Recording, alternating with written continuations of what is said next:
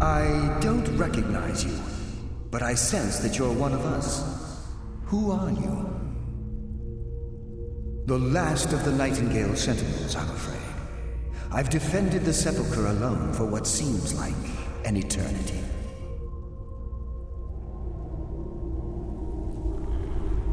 We were betrayed by one of our own kind. In fact, I'm to blame for what's happened here. I was blinded. Blinded by dark treachery masquerading as friendship.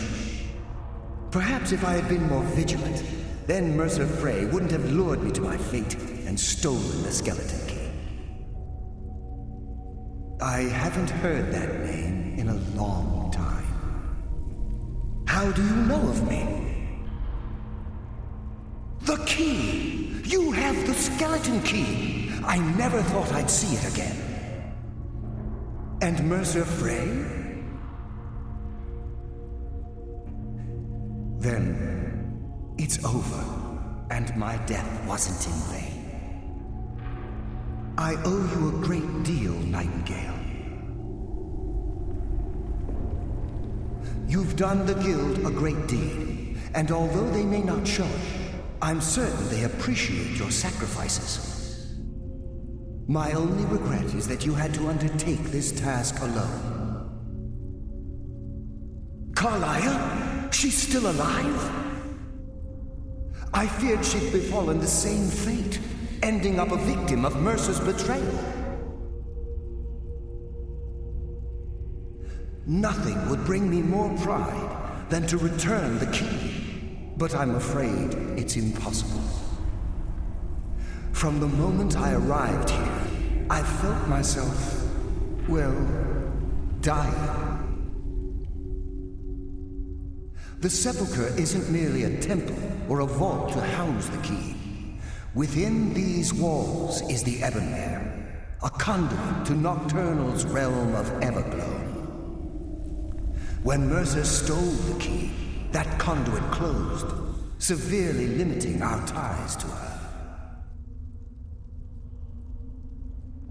I'm afraid so. I'm weakening, and I can feel myself slipping away. The years without restoration of my power have taken their toll. Whatever damage has been caused can only be corrected by following the pilgrim's path to the Ebonmere and replacing the key. Good luck, Nightingale.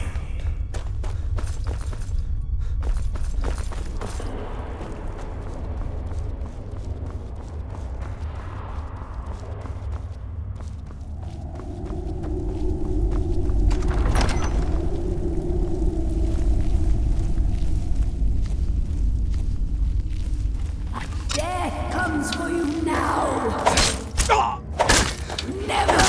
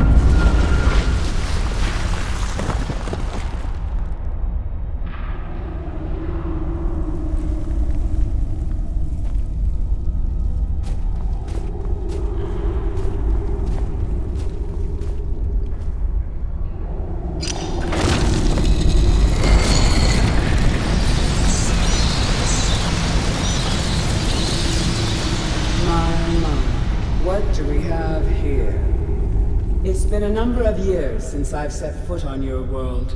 Or perhaps it's been moments. One tends to lose track.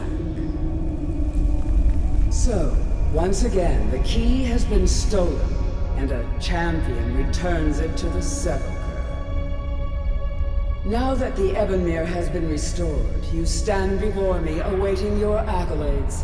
A pat on your head, a kiss on your cheek. What you fail to realize is your actions were expected and represent nothing more than the fulfillment of your agreement. Don't mistake my tone for displeasure. After all, you've obediently performed your duties to the letter. But we both know this has little to do with honor and oaths and loyalty. It's about the reward, the prize. Fear not. You'll have your trinkets, your desire for power, your hunger for wealth. I bid you to drink deeply from the Ebonmere mortal, for this is where the agent of Nocturnal is born. The oath has been struck, the die has been cast, and your fate awaits you in the Everglow. Farewell, Nightingale. See to it that you stay this time, won't you?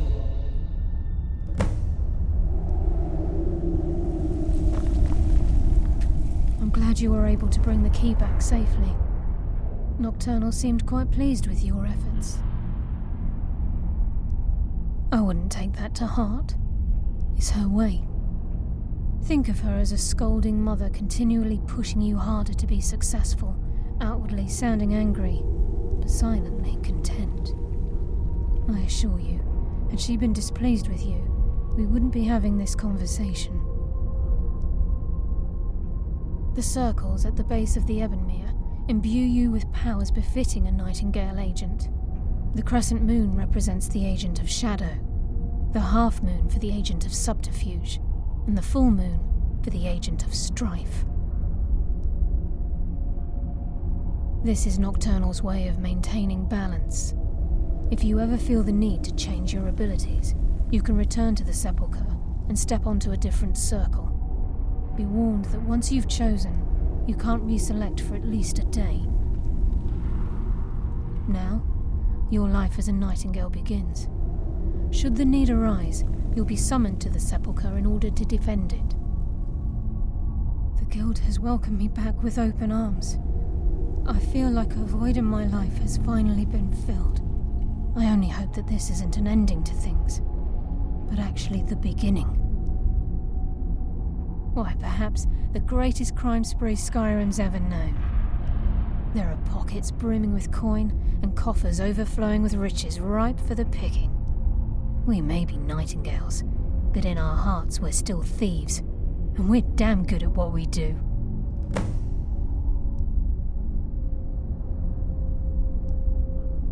The agent of stealth is the master of remaining unseen. They are able to manipulate the darkness and use it to their advantage. On moonlit nights or in darkened rooms, this agent literally becomes invisible. This agent of strife can send forth a tendril of pure darkness into the heart of another, causing great injury to them. At the same time, this tether will bolster the agent's own life force, making him stronger. The agent of subterfuge utilizes shadow to cloud the judgment of those around him. By weaving the darkness to their will, this agent can manipulate others into fighting for the Nightingale for a limited time.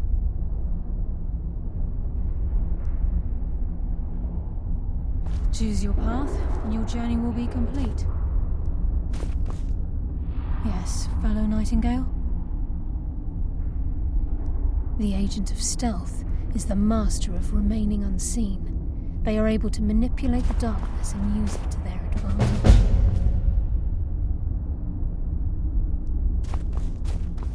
Choose your path, and your journey will be complete. Galloc!